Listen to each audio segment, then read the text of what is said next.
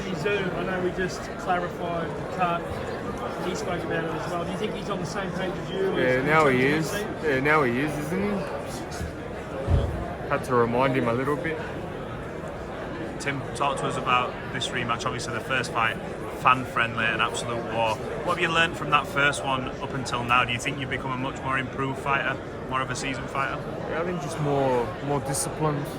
I think adversity teaches you some stuff that victories don't. And now I'm at a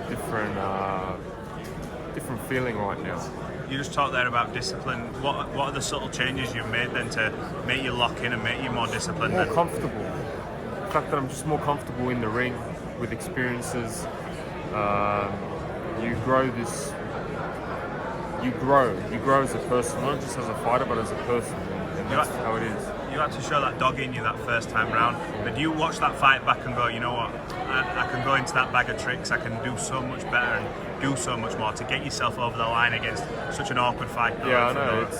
Sometimes, I'm proud that I'm able to have that dog inside me to show that when it needs to be shown. But at the same time, I've got the natural skill and ability to show myself, and that's what I want to do this fight. Tim, you did that in the last fight, in the early rounds. I thought you looked incredible. You showed, you can really box. I know you spoke about this being a war in there. Is that just some game shit that you're actually going to show him a whole different art?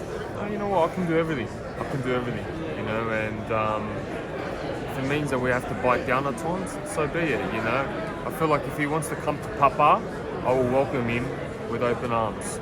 Deal with him like Papa used to deal with some Yanks in the MGM Grand. Smack him around, right? Yeah, smack him around. Exactly. Jim, what did you make of him in the last couple of days? He looked a little jittery, swallowing a little bit. Yeah. Do you think that he knows he's in for a big fight? I don't know, man. Like, it may be... All of this is completely different to hanging out in the mountains, isolated from everyone.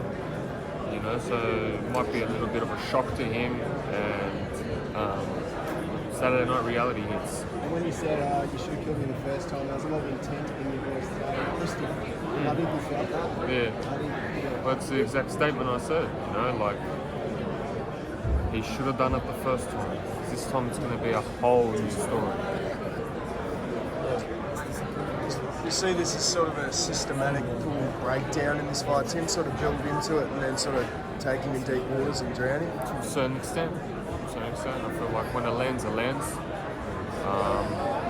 He was saying about my PTSD. I feel like he's got the PTSD with the Mendoza, what Mendoza did to him. I want to talk about the weight cut, and I'm going to back you on it. They talk about this background thing, right? It's the first time you ever did it. Very, very hard on the body. Joey, I thought you came in quite big and you looked good. You're going to come in even bigger on Saturday night, Let's not talk about the background weight cut was a big effect. Yeah, of course. I remember when I woke up on the day of the fight, on the background fight, I was gone. I felt not like I was rejuvenated, but this time around it's going to be a whole different story. Tim, can you just expand when you said you think you still got some hangover from that knockout pass? Can you just expand on that? Like, what do you think that looks like? Yeah, I feel like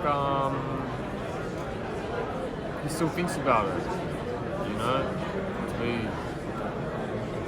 knocked out cold like that, it takes a bit out of you. Like, even though I was stopped against Bakram, I made sure to get back up each time. He wasn't up, he was gone.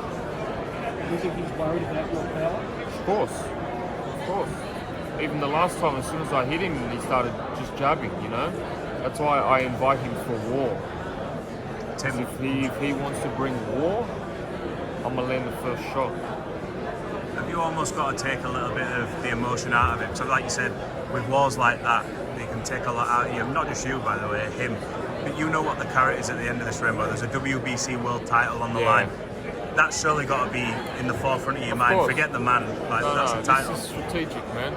This is strategic, and it's not just the belt. It's more about the Fundora for me.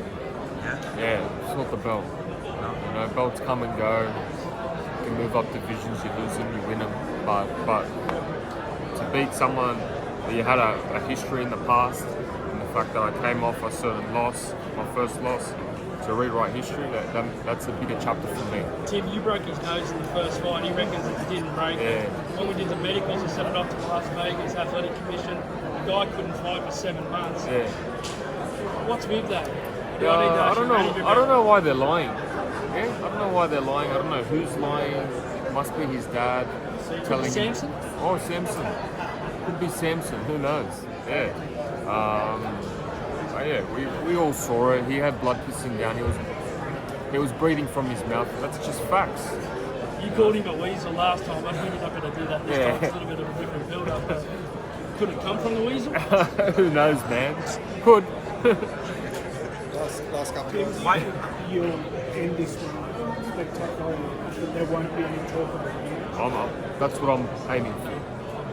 I spoke to Samson and he said he has security in Sydney if that was to happen. There you go. They're already talking about it. It's in the back of their mind. Tim, he's supremely confident himself. Apart from his tight win over you, where do you think he gets his confidence from? I don't know. He's got some sort of cockiness around him now. You know, his vibe has changed. He's walking around like Superman. Relax, not Superman. Thanks guys. What do you make of Thanks, Tim.